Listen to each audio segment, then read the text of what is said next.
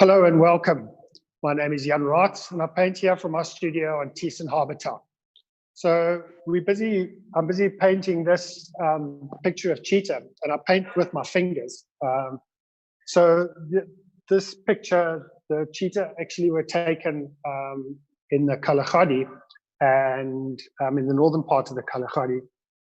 And essentially where we are with the painting is I've done this blocking in of the major colors to get rid of the white of the canvas. So we've still got a few little spots like this that need to get sorted out.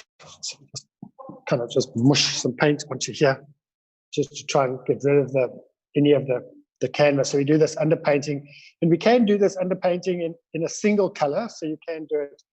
And generally when I do the underpainting, I like to use this Naples yellow. It creates quite a nice painting surface to work on, to work over, creates nice lights and stuff.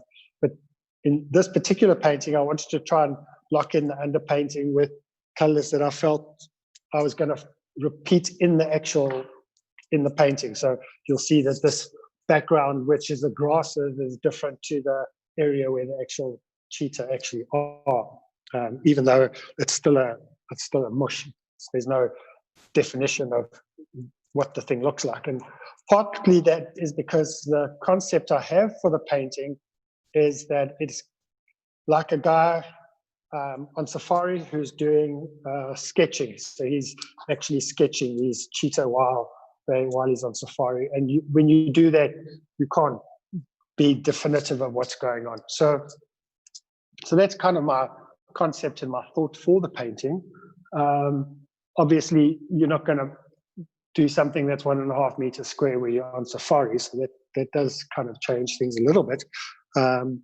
But in doing this blocking in and in doing this coloring, I do try and actually respect that aspect of it.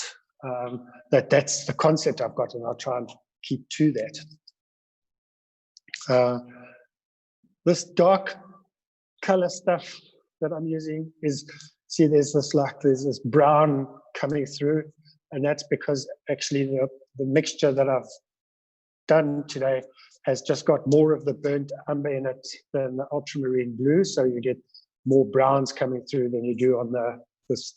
You can see now how blue this is in comparison to the actual brown stuff, and that's because I've just mixed more, and there's some deep purpley kind of colors here. That this purpley color is actually magenta, and although you don't necessarily find magenta on a cheetah cub, there's a lot of magenta in the color of the grasses up there in the Kalahari. So it's bringing that color, those colors of the grasses through into the cheetah, and that's also because the cheetah cubs are part of the grassland.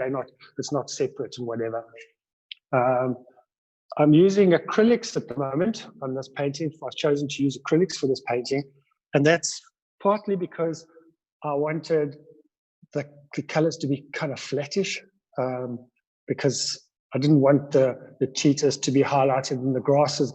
The colors up there are kind of these muted tones, which are quite. So oil paint would have given me a much more vibrant surface and a much more vibrant painting, which I didn't really feel was what I wanted on the painting at the moment. The nice thing about also starting like this with acrylic as a basic paint is that I can always finish in oils later, or do little highlights in oils, or repaint the whole thing in oil. You can once you've started in oils, you can't do acrylics, but you can always keep working that way. These cheetah cubs have got these like little rust up portions of their fur, so that's kind of just trying to break this line here with these little things. One of the other things that I can do with my fingers that are kind of difficult to do with a brush or with a palette knife is I can create ridges of color So in looking at this, the sketching aspect, I quite like this kind of thing. So this to me is working nicely. I kind of like that.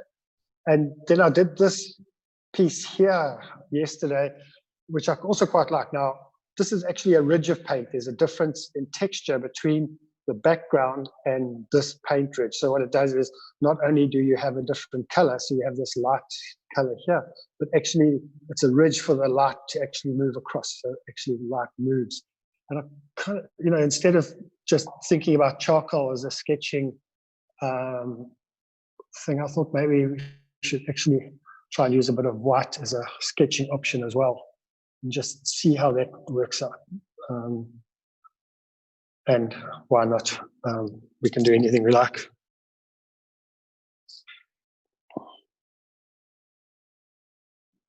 So all in all, how many layers do you go through?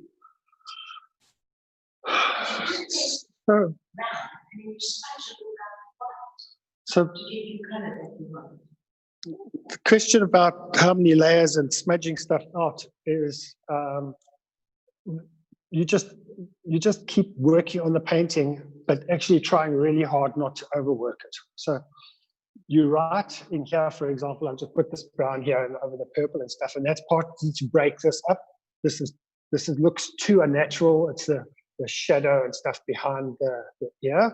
So it is kind of a natural. It's too dark or too unnatural. So actually, I'm trying to break it up. And I'll do the same here with this thing. So yeah, you do tend to just work on different things, but actually try and make sure, one, that the colors don't become mixtured and muddied, because actually that's horrible. You just get this mush that actually just isn't pleasant. You don't get any nice clean colors. You know, you want to keep this nice clean stuff going on here, but you also don't want it to feel as though it's been worked over and over and over again. So it does depend on what you're doing. I know that in this particular area, the fur tends to come down here. So, you know, so you have to respect the fact that actually, yes, I'm just smushing paint around, but actually there is the animal itself, the fur lies in a particular way. So you do have to try and think about that a little bit about what's going on.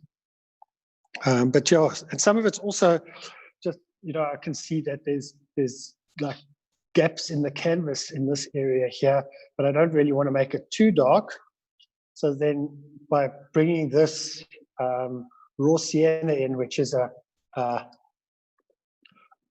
very transparent color, it fills up that gap without creating another patch. And I'm just using a bit of spit here to blend it in so that it doesn't become another whole area on the canvas. But no, there's no one answer for how many layers. It's just whatever's needed, but also respecting the fact that actually you really, you don't want to overwork the thing at all. Can I ask, how do you decide on the light color for the whole canvas when the bushes, yellows and gold? So why lilac color? Partly because actually with the light playing on the grass, you do get this magenta color in the grass, and partly it's also that just when I was doing this basic underpainting and this basic blocking to try and get this shape of what's actually happening here as the body moves. So we know that we've got this cheetah guy here, and he's got this leg that comes out here, and he's got this. This is it. You know, this is the back. This is where it moves. So actually, I've got some paint from there, so you just use it because actually that's what the next color seems to be that works. Part of it is the mark making. If I'm trying to get a specific mark to reflect a specific movement, then actually you just do it. There's no, I don't know. Sometimes it works nicely and sometimes it doesn't, and you just hope that actually at the end of the day you get it all to fit in. On Thursday explained to us that you're right-handed, but you paint with your left hand, does each finger have a specific role in the painting, or you just draw it? So in terms of what do fingers have a specific role, or how do I actually decide what to do? There are fingers that have a specific role, you're quite correct. So for example, if I'm trying to do a sharp edge, so here I just round his muzzle where I need to define this muzzle thing here, then generally I will use my pinky for that. And whether I use my right hand or my left hand kind of depends on which way. So I've got two options. I can turn the canvas upside down if I need a line to go a different way. And partly it's just, you just change hands. If the line needs to go a way that's not so natural with my left hand, then I do it on my right hand.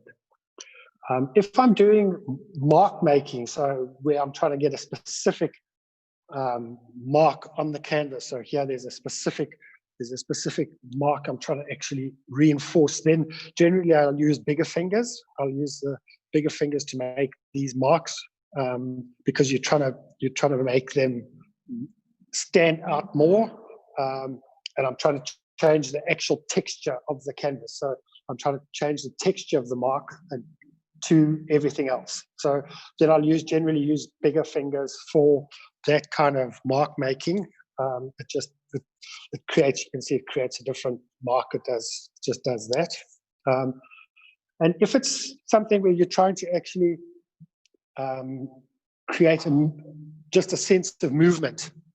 So if I'm here and I want to create movement of grass, then you just, it becomes you just use your whole hand and body, and you just smear it up so that you get some kind of, you get things to stand out without feeling like you're spending 14 years of your life trying to fill in the canvas. You do just use bigger marks. So sometimes you just get carried away.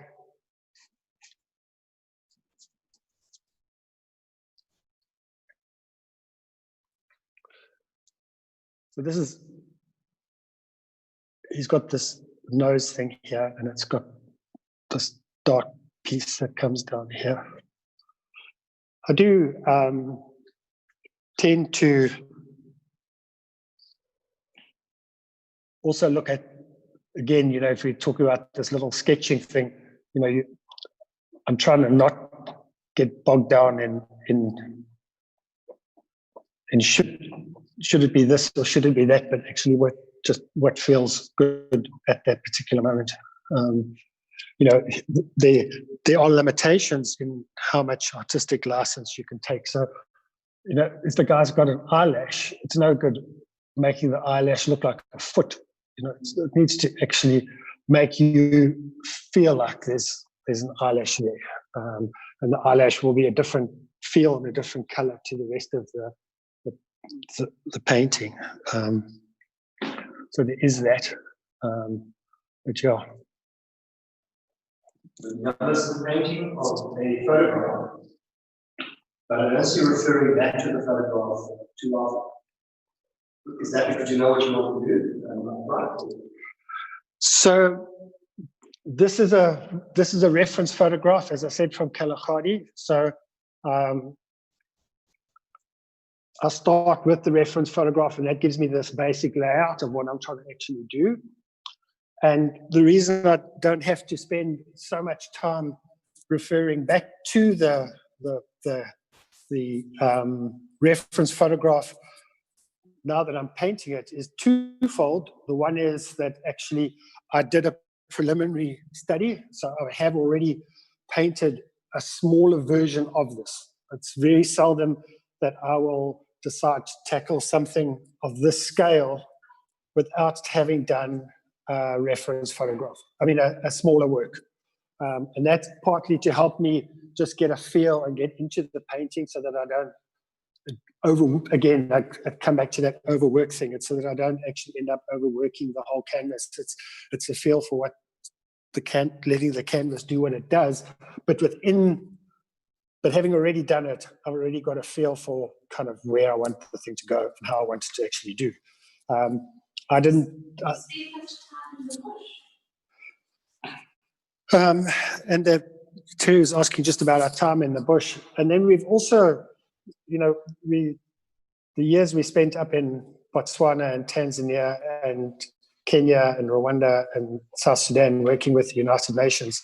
We were in the bush a lot. We spent a lot of time up at Tuli Block when we were running HIV programs in Botswana. So we spent a lot of time with the cheetah, or with the animals in Tuli Block, both elephants and cheetah.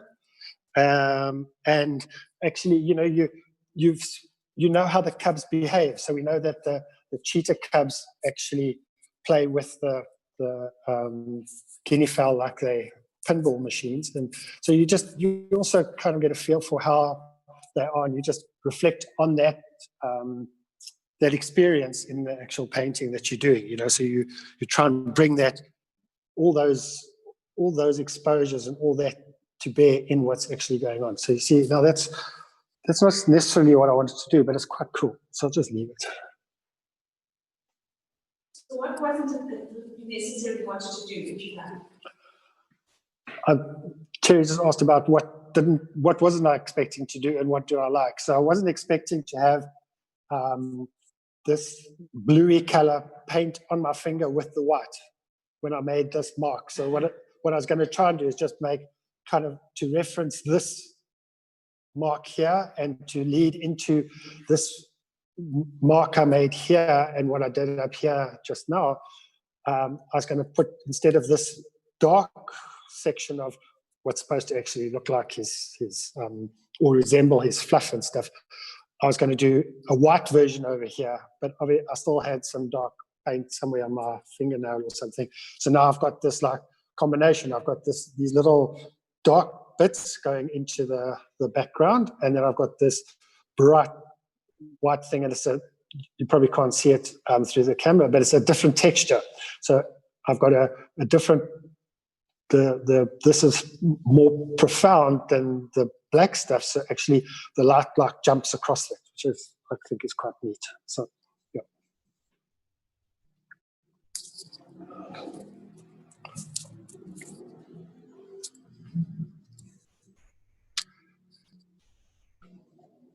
So this is this guy. He's got this portion coming out here. And again, let's just use a bit of white to break it up. But this is where the grass starts to come in. So I need to just kind of be mindful of the fact that actually, while this is also where his body is, so I do need to try and do that.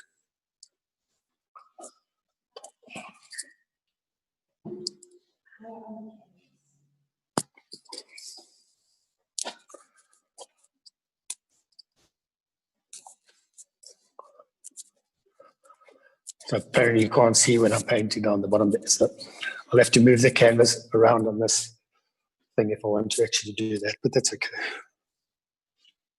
You spoke earlier about turning the canvas upside down.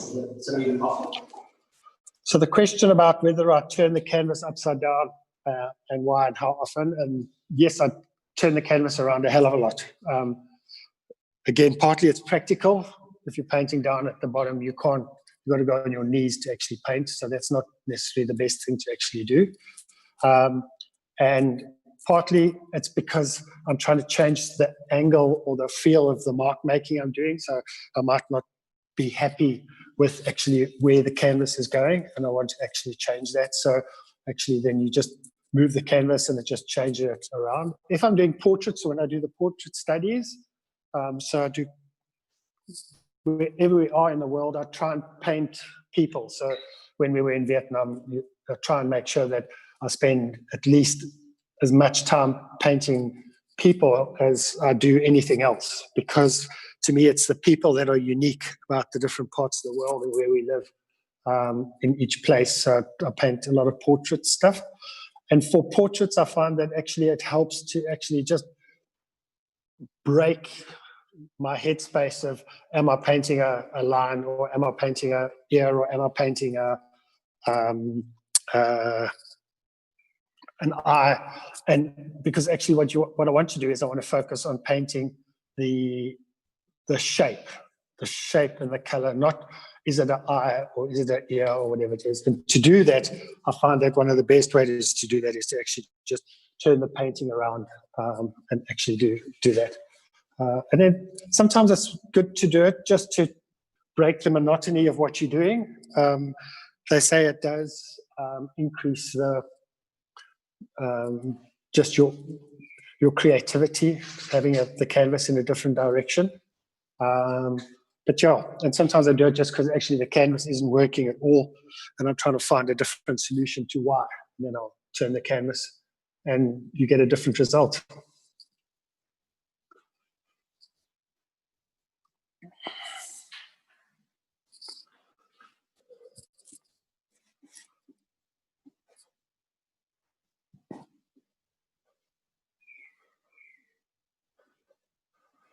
And you know that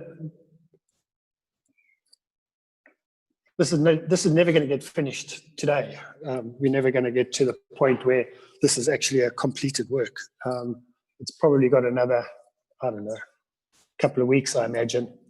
But I do post the updates on Instagram and on Facebook and stuff, so people can follow it on those platforms. They can follow the stuff on there and see what's going on.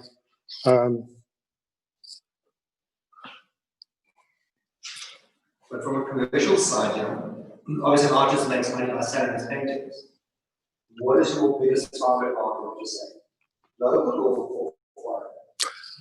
So in terms of the market I paint for, so and yes, although I'm lucky enough to be able to paint just about anything I feel like, I am very conscious of that there's a commercial aspect to these things. I can't keep all my paintings, that's the one reason. And actually, the stuff's expensive and somebody's got to pay for it, and somebody's, it helps to have money in the bank to buy wine and stuff.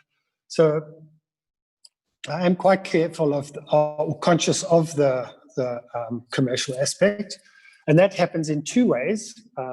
Partly it happens in the subject matter that I paint. So for wildlife, these and the elephants and the rhinos and stuff, the market is probably about 40% local and 60% foreign. So foreigners will either like it or they will commission a piece for their safari. So I've just had a piece commissioned from a collector in Switzerland from their safari. So they will want a memento of their safari, and I'll do a painting. We'll work together to do the commission of their safari. And that one particular one was elephants up at Etosha. And I'm also conscious of the fact that actually there are specific organizations around the world that actually you can use to promote your art for you. So the David Shepherd Wildlife Trust in the UK, they always are very happy to promote great works of art that actually are in line with their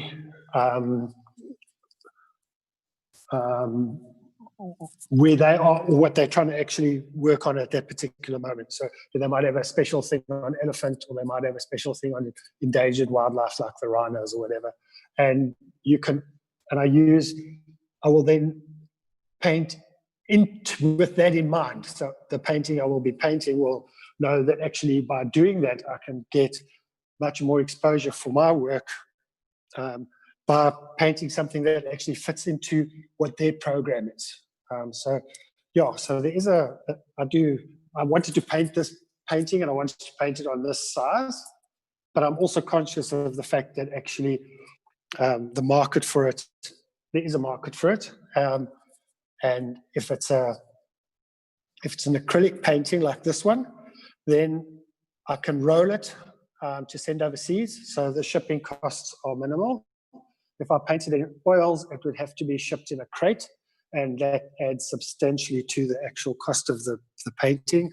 So for this size piece, it's probably another 16 to 20,000 Rand for shipping costs. So whereas if I roll it, you know, the cost is margin. So yeah, so there are these factors that continually come into what I'm doing and how I'm doing it, and when I think about it and the approach and stuff. So as I said, with this one, was happy to paint it in acrylic because actually it's the feel I want at this stage for the canvas. But I'm also aware of the fact that actually if somebody purchases it and it needs to be shipped, that actually I can do that at a reasonable cost instead of it costing an absolute fortune to actually do. And Jan, do you showcase it in your art overseas or in competitions? So the question that Craig asked was about competitions and showcasing work overseas. I've had a couple of approaches from different overseas galleries about maybe taking my artwork.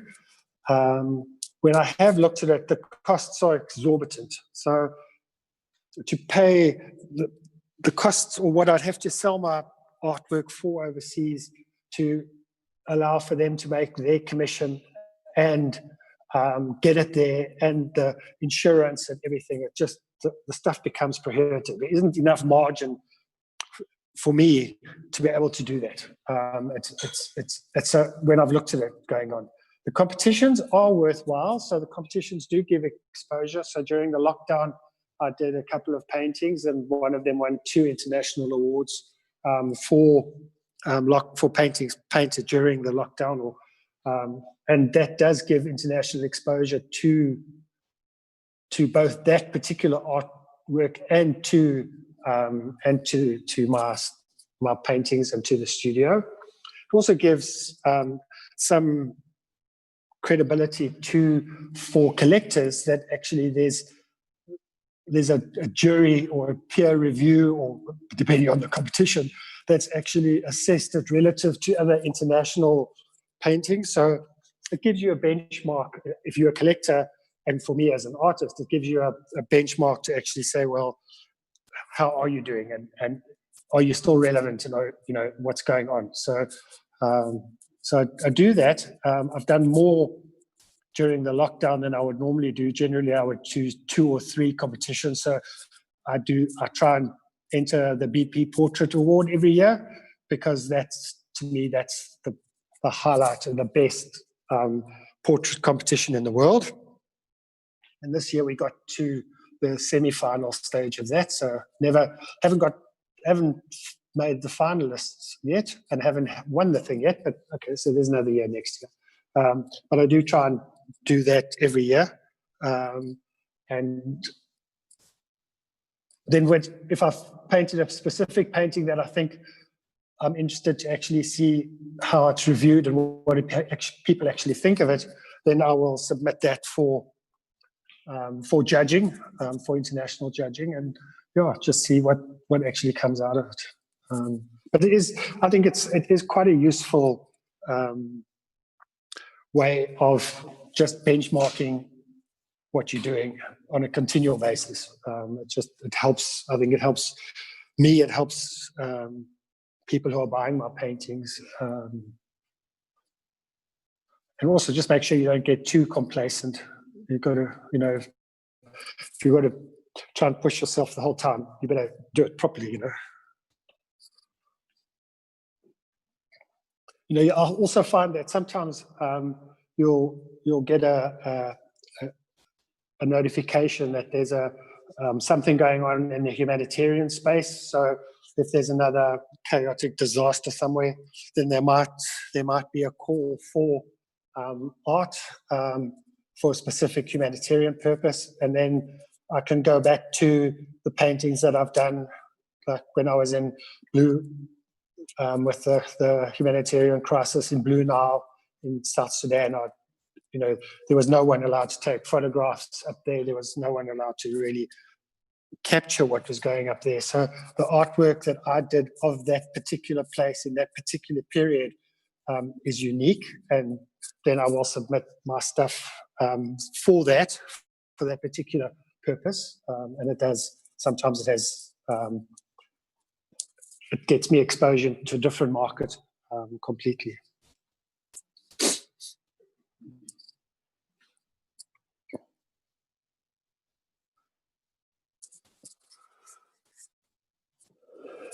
There's also the idea that you have stories behind your paintings. What are the stories? So Terry is asking about stories and the stories behind paintings, and so where the stories actually come from. So in choosing what I paint, it's generally because I've responded to a specific situation or a place or a feeling. So if when we were in Tanzania and we were in Ruha, and there was a baobab tree that had these incredible flowers on the baobab tree, and it just felt like something that needed to be painted and needed to be recorded. But so then I try and actually then bring that into a painting of that particular place or that particular time. Or when I was in Afghanistan, they had a thing called Buskashi, which started again after the Taliban rule, and it was a game invented by Genghis Khan, and it's quite, for us, it's like polo on steroids. They play it with a sheep's bladder as opposed to the heads of their combatants, which is where the whole thing came from. And they have these very specific horses called Buskashi horses, and they sell for hundreds of thousands of dollars, these horses, and they play this very violent game. But for an artist to capture, it's just incredible, because you've got so much movement and so much color.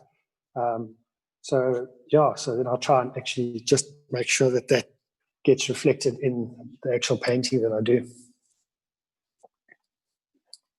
For this one with the cheetahs, as I said, when I think about it, all I can think about are those cheetah cubs playing with the guinea fowl while their mom watched indulgently, and these poor guinea fowl were just like bounced from pillar to post while they try to actually make sense of what the hell these cubs were actually doing, because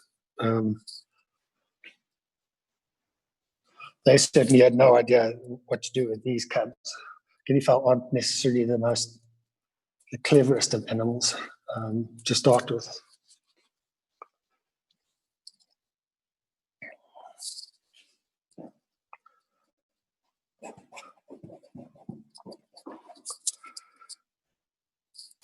We've got quite a lot of space here. You can see there's still bits of canvas that haven't got one of the hassles you have with this heavy canvas. This is a very heavy canvas, partly because of the size. You need quite a heavy canvas to be able to take of this size. Otherwise, it goes too flat, it goes too loose. So to keep the stretch and to keep the tension, it has to be quite a heavy canvas. But then it also means that actually to paint on it is actually quite hard work. So you end up finding as you're going along that there are areas of it that actually that you can still see too much. The weave is still too pronounced. So although you want to use the weave, the texture of the canvas to reinforce the painting, you don't want the texture of the weave to actually shine through. So you've got to actually paint.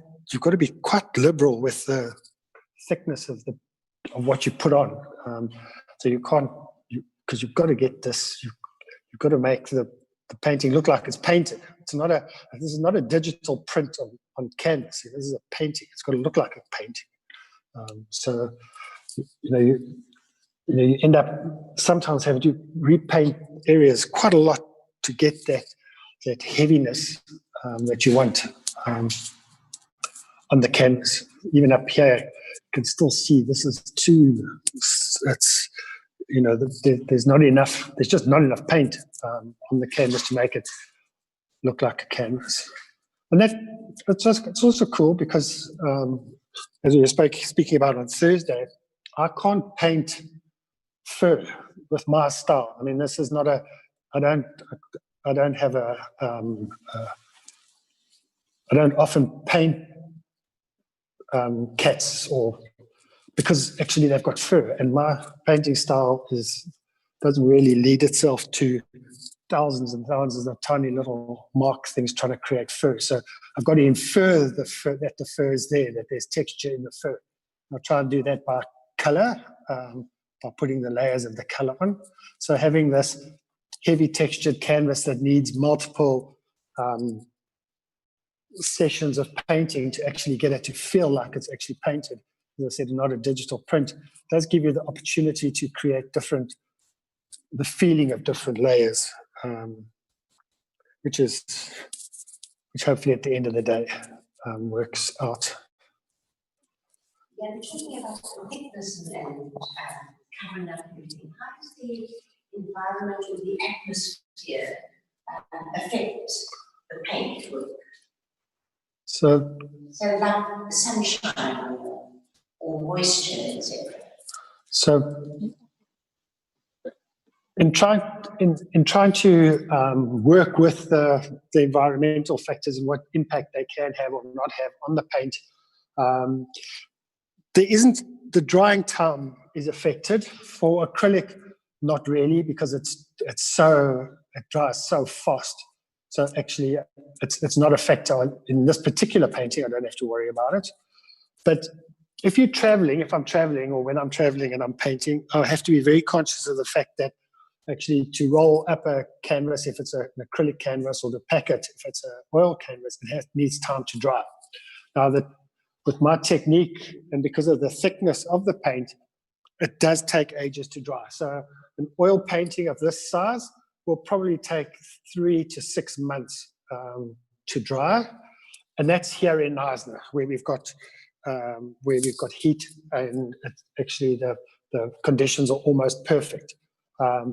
If you're in a cold country, so when I was in Afghanistan and the inside of my room was like -4, the stuff just never dried. It just took ages. It took forever. You almost had to wait for summer for the stuff to dry. And that does, when you're painting, that means that actually you've got lots of time to work on the canvas, because actually the paint doesn't dry. So there, where I had very short periods when I could actually paint, it didn't matter. I could work on the same canvas a couple of times over, because actually the paint just stayed workable for weeks at a time. So I think, again, it's just something you have to actually use. In terms of what happens to the canvas once it's dry, in terms of sunshine and stuff, this acrylic stuff is almost bulletproof. You can varnish it to give it even more resilience to sunshine. I do try and use very good quality oil paint, so both oil and acrylic. I try and use paint that's got high pigmentation loading and that actually has longevity in terms of its color fastness. So the paint tube itself will tell you. So when you pick up a tube of paint, if you look on it, it'll tell you what there's a thing on it somewhere that says permanent. So it gives you a grading. It tells you actually what the permanence is, and that means how long you can expect this color to last before it fades. And so this stuff here, you can see it's got a permanence factor of 3, and that means it's not bad at all. It means that it's probably going to hold its color. If this was going into an area that was very light and where there was oodles of light all day on the painting, you could protect it with a varnish, or you could protect it with glass to give it more longevity. Oil paint, similar kind of thing. It can last a long, long time in any light conditions, unlike watercolor that you have to be really conscious of what's going on, or the pastel work. So the oil and acrylics do give you much more longevity. Even then, the paint does fade, but actually to me, that's not a problem, because that's part of how a painting changes over time. So paintings must change because they must live and they must breathe. So I don't get too hung up about it. If a painting starts fading, then that's actually, that to me is part of it's a living thing. So it is part of what changes over time. And yeah. And you spoke about how expensive it is to send an oil painting overseas. Do you do prints would you do prints of that or not? So in terms of doing prints, because of the cost of sending paintings and because of the cost of the original artwork, generally I don't do prints at all. And that's for a couple of reasons. The one is that I believe if somebody's buying an artwork, they want to know that that's theirs. They don't want to walk into another house and see 4 versions of what's theirs. So I don't do prints. What we do is we do digital prints on silk for some of the work as wearable art. So we've got silk, 100% silk scarves that we have printed, and we do take some of the paintings and put them on that. But generally, in those cases, I paint the painting knowing that it's going to be on the scarf. So when I do the composition and when I paint it, it's how the scarf is going to look when it's tied or when it's lying flat. You have to think of different things and where things are on the actual scarf. And then when if anybody's interested in buying the painting, then they know that that's what it's painted for and that's what they're going to do. So that I tell them, hey, this was painted as for a scarf, and this is a scarf, and this is what it looks like. And then they can decide whether they're actually comfortable with that or not. But no, I mean, occasionally we'll do cards, greeting cards and stuff. But no, the texture of the paint doesn't come out well in a print. You can't, as I said, you could, these ridge lines. This is a line of paint now that I'm reinforcing, so that actually the light actually bounces off this. So you've got the tonal quality between this dark here and the white. So that's one thing, but actually there's a physical light ridge, and that comes out flat on a print. So you lose the emphasis, you lose the impact of the actual painting. So I don't think it does the painting I think it does the painting a disservice, and I think it does the collector a disservice as well, to have something that's actually not how it was envisaged and not how it was planned. And now, on Thursday, you said you've never had any formal training, but you do come from a family of artists. So in terms of formal training and a family of artists, I do. I have a brother who's a very good artist, and my mom was a good floral artist. She was a very good botanical painter. My dad was quite arty in his own way. He did a lot of movies and stuff. So it's always been in our family. We went to art school when we were kids. That was mostly just to get us out the house on Saturday so we didn't drive our parents insane. But there mostly we spent our time making water bombs and the normal things you do at art school. So all of our family in their own way have some artistic ability, but I didn't have any art training. I'm a really bad engineer who spent a lot of time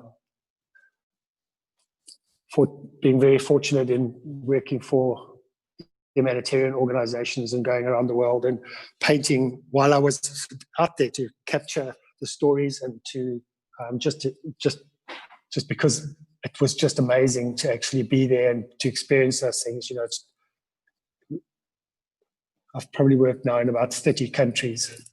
So you just keep going. I think living the story actually makes it more interesting and it comes through then in your painting as well. Yeah, in terms of the stories and the painting, I hope it makes the paintings more authentic. I hope that, this painting is not meant to be a copy of a photograph. It's meant to capture the essence of those animals at that particular time. It's meant to convey that feeling that somebody gets of being in the bush. When somebody, remember when I was painting the picture of the Etosha, and I'd have people coming and standing outside the studio or sitting inside the studio and just saying, we grew up in Namibia and it feels like we're back there. That's really what you're trying to do. I'm not trying to represent an elephant as the best elephant in the world. I'm trying to take people back to something that's really special for them. And yeah, so that to me is the important factor, is what does it make? What does it make the viewer look like? What are you looking for? What is it? What are people happy? What are they responding to in the painting? And I think the story in painting something that does have a story does hopefully make it more authentic and more unique and more enjoyable for you. Painting is something that you're going to walk past every single day, or if it's in your holiday home when you're on holiday. I don't want something that's just necessarily that you walk past without actually stopping and reflecting on it. That's not what I want to paint. When you walk past it, I want it to actually make you stop and ask questions and say, oh, how do I feel? It must, to me, it must actually do that for you. Otherwise, I haven't done a great job.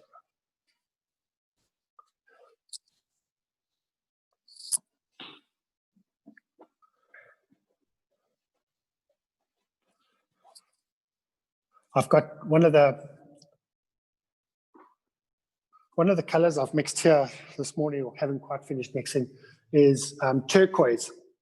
And I used a bit of turquoise here on this eye here. So I used a bit of turquoise here and up here just to highlight the difference between this orange section and where his eye actually is here.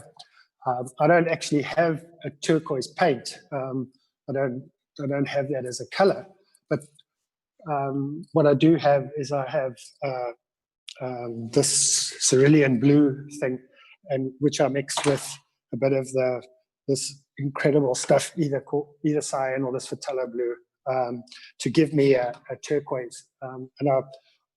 It was one of those kind of accidental colors that happened when we were in Vietnam. I ran out of two particular colors, one of which was white, which was for an artist is quite a worry when you run out of white paint, because actually I use it quite a lot. I don't use any black. I've never used black. I just mix the dark colors. But white, running out of white for me was quite an issue, and then I had to find a workaround for that, and I used Naples yellow, which has quite a lot of white in it. So that was the basis then of the mixes that I actually used. And when we were in a place called Hoi An, they have these yellow buildings everywhere. They have these amazing yellow buildings, yellow color, absolutely everywhere. And amongst all these yellow buildings was this blue. There was this house called the Blue House it was like this focal bomb, because actually it's between the yellow, suddenly you get this turquoise blue house, which I wanted to paint. So I had to try and find how to actually mix turquoise, and I found that this gave me this mixture of the two blues, gave me quite a very, very good and a very workable turquoise. And when I arrived back home and I looked at what is a turquoise paint made of, what is it mixed of, what are the colors it's mixed of, and it's not far off those two.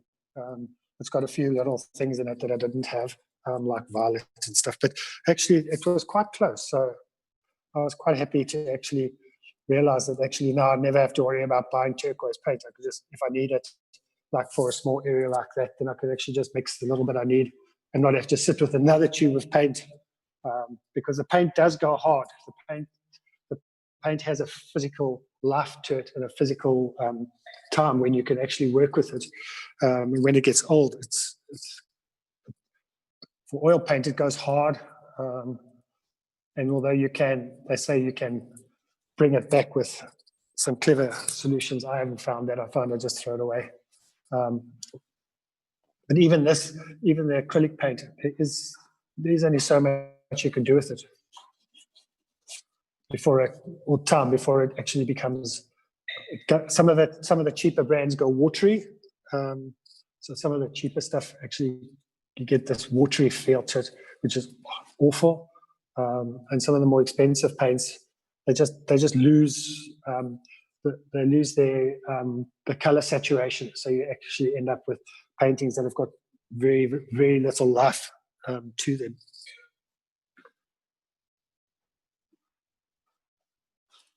So you see here on this muzzle, this is probably where I need to go back and look at the reference photograph again, is because I'm not sure where the white is and where the white isn't. Now I know this front section here is generally pretty light because most animals have got very light sections here on this actual muzzle point here. So I can't go too far wrong here with this. And I've got that nice bit of grey coming through and a nice little bit of that magenta is still here as well, which is lekker.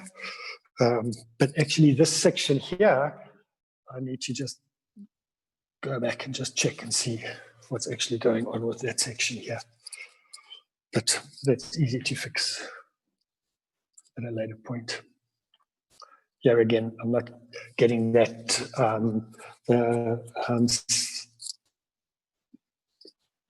the actual saturation or the amount of paint, enough body on the actual canvas to make this not look like. Wouldn't it be easier to paint that part of the face, the color that you're doing now, and then add the black that's in afterwards? So the question about whether you should be working with the light stuff and then going to the dark stuff, generally, there's a theory that you work from dark to light or light to dark, depending on how you what you want to actually do. So if you're painting a canvas where you need a lot of the canvas to shine through, a lot of translucency, then you can't start dark and try and bring it back, because actually once you've got a dark color and now you try and paint this light, you're not getting the background color shining through. So then you would start light and work to dark on the canvas. On this particular one, what I've done is I've laid out the basic animals, and then we focused on what's going to be the focal area, which was this. So this gives us the darkest parts of what we want to do. So this area here, so that gives us the dark tones, and then this is going to be the lightest point on the canvas. So once I've got that, then everything else I can relate back to that particular point. So I can make sure that this doesn't become too light or too dark so that it overpowers that. So it's that. So there's a continual balance referring to this as the focal point. This is where I want it to stay. This is what I want the focal point to actually stay. And what we've done here. So we put this viridian here, which has got quite a high translucency to it, and it's an unnatural color, but it focuses so that, I'm making sure that actually this is where you come to, because actually one is, it's a different texture and it draws your eye. So there wouldn't be any viridian over here, because actually I need it to be here. I don't want to, if I use this viridian over here, then you wouldn't know where you're looking. What am I looking at when I look at the painting? So it is a question of trying to actually use the colors and the feel for where you want the focal point of the actual painting to be. Is that true for most paintings, that you have one focal point? Yes and no. So generally the consensus is that you need a focal point on a canvas, and you have to, and generally there's that rule of thirds that it needs to be here somewhere in the canvas, and there's all that kind of thing about what works naturally to your eye. So generally somebody will have a focal point in those thirds, and it can get kind of formularistic. But when I did the course with the MoMA during lockdown, I did that thing on the abstract artists. Their whole goal, and one of the founding characters of their painting was that there was no focal point. You must have, your eye must wander all over the canvas, and it must stop. You must not be able to just walk past and go, okay, that looks cool, and then move on. You must have to stop and engage with the canvas and say, okay, so what am I trying to say? So I think it really depends on what kind of painting you're trying to do. And yeah, again, no single answer to it. I think it is just depends on the particular painting and what you're trying to do.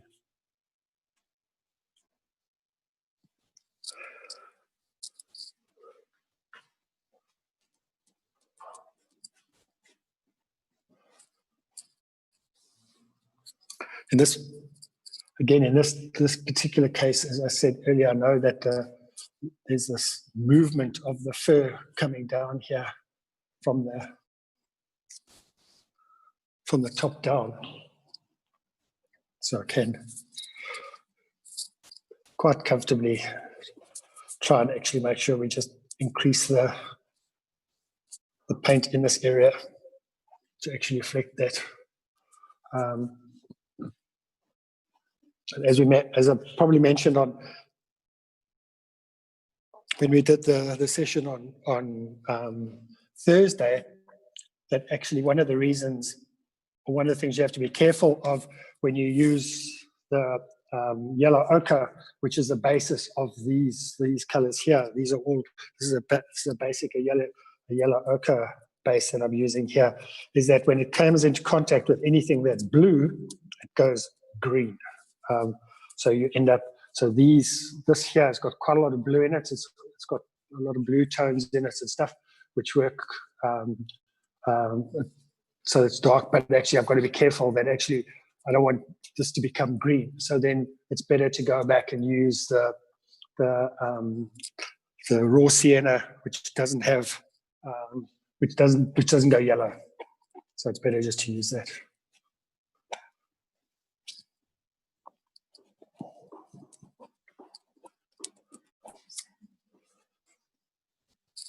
Can we follow your art on the website? Or you said it on Instagram? In terms of following my stuff, and is there stuff on website? So I do have a website, and part of the thing we did during lockdown was to actually redo and rebuild the website so that it's a better experience for people. It's and is a better reflection of the art. The technology has changed a lot, which allows us to do different things on the websites now. So the stuff is on the website.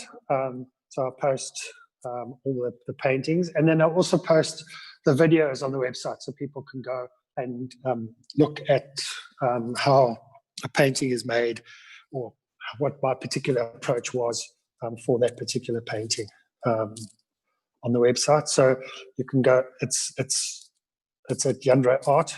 So my Instagram and Facebook and all those things are Yandere Art.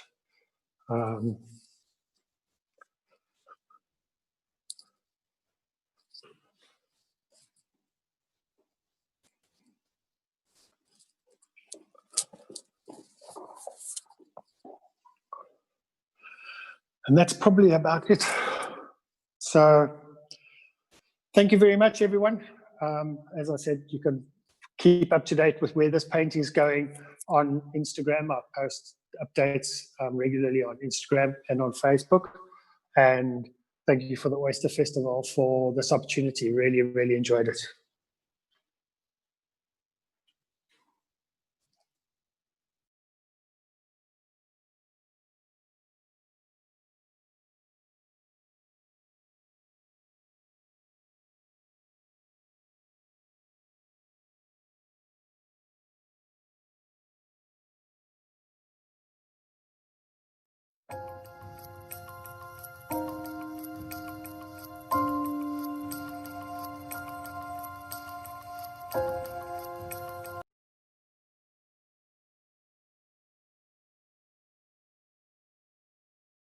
you.